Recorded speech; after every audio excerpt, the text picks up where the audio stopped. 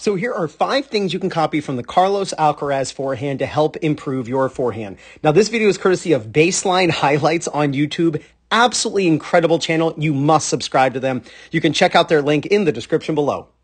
Now, like most pros, the technique that you want to copy from them is actually the technique they use in practice, not necessarily in matches. Their practice technique is usually cleaner, simpler, and it's something that you and I can absolutely copy. So here's the first thing. It's called high, low, high. So it simply means that when you take the racket back, you see the racket is slightly higher than head level. So there's high, then there's low, getting below the ball, and then high again. So look at your own swing, film yourself, and see if you're using a high, low, high technique. This keeps the racket speed going. It allows you to build up racket speed because you can drop with gravity and make sure that your swing is a little more Ferris wheel-like rather than just a merry-go-round going around your body. Helps with topspin, so many things. So use a high-low swing and your forehand will improve. Here's the second idea, and it's a continuous motion. When we look at him hit, his racket never pauses. His racket from the ready position, the moment he sees the ball as a forehand, he turns with both hands on the racket, unit turn. But notice the racket never stops.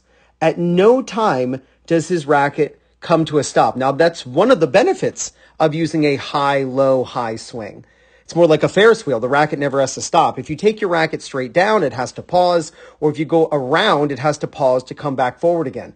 So by doing the high, low, high, it keeps the ability to use a continuous swing. When you use a continuous swing, it helps with when your opponent hits deep, or it allows you to handle really tough, fast shots to you where you don't feel late. So see if you can use a continuous swing, and your ability to handle your opponent's toughest shots will improve. Here's the next idea. At the drop, your racket face needs to be closed. Look at this moment right here. This is when the butt cap, the idea that the butt cap is pointing at the ball. Notice his strings are pointing down. His strings are closed at about 45 degrees. When your strings tilt down prior to hitting the ball, called closing the racket face, then it means at contact, it's super easy to get your strings facing forward over the net. Now, Carlos, like most pros, when they swing really fast, will actually have their strings slightly closed at contact. But that's because of their racket speed and the friction pulling the ball up over the net. But the idea that you close the racket face is something that is basically universal in all really good recreational forehands. Though most recreational players I see who struggle with their forehand, their racket isn't closed at this 45-degree angle, but rather the racket's straight up and down at this point. And if your racket's straight up and down where you could balance a coin on the top edge and your strings are facing directly off to the side, that means when you swing up to the ball, your strings are going to be wide open and the ball's going to go out. So you're going to have to roll the racket over the ball or have that feeling, and then it just causes extreme inconsistency. So make sure that when you are preparing to swing forward and up toward the ball, when the butt cap's pointing at the ball, that you are tilting your strings down. The way you do that is simply tilt your palm toward the ground at that moment, and that will close the racket because basically your palm faces in the same direction as your strings. Now let's go to contact. This is one of my favorite tips to teach people who struggle unwinding and rotating their hips. Notice he's hitting the ball now, but what do you notice over his left shoulder? Over his left shoulder, we see his left hand.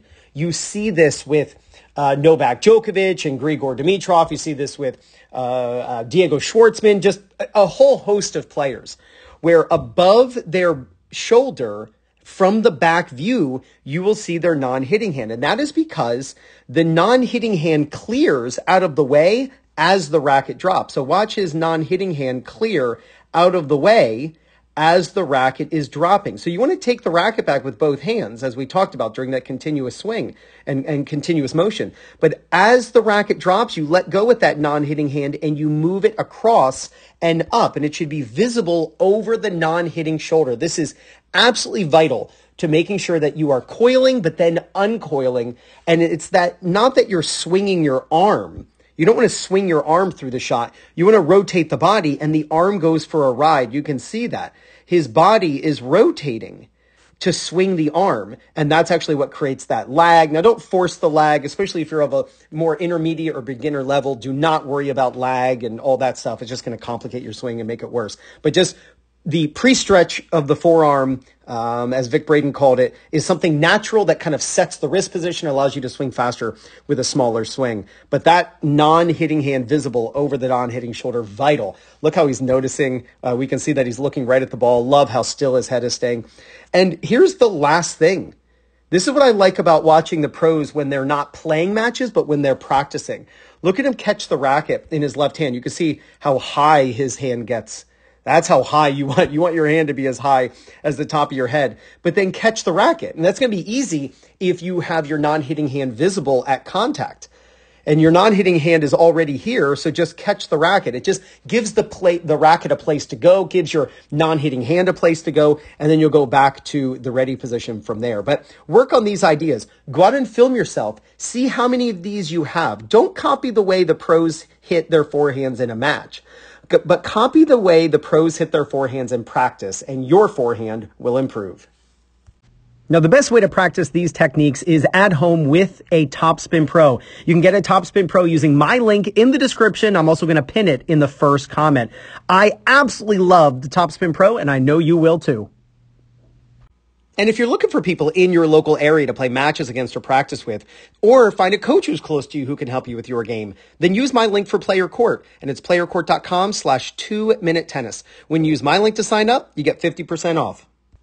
I make these videos so that you can work on your game. So go out and film yourself hitting forehands. If you already have video footage of your forehand, check it out right now and compare it to what you just learned in this video.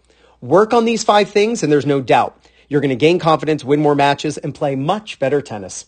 This is Ryan Reedy from 2minutetennis.net. You got this.